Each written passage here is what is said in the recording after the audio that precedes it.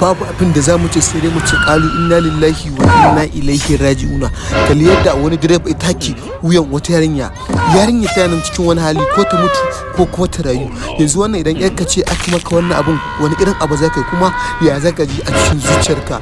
Idan ka ji daɗi ka sa mana a comment section, idan baka ji daɗi ba mu haɗe a comment section. Ni dai gaskiya zai wala in yi hakura saboda abun ne kamar akwai raina hankali, sannan kuma galiba inda yake sa yake hannu ke jawo yarinyar shi aka wasu yake dole sai ya zare ta. Kaga wannan abun ya zama hauka ba hankali ba kenan.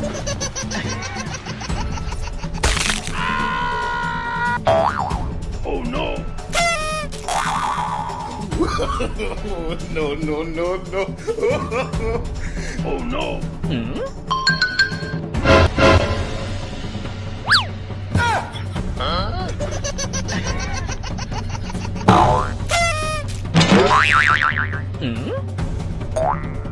I owed him up.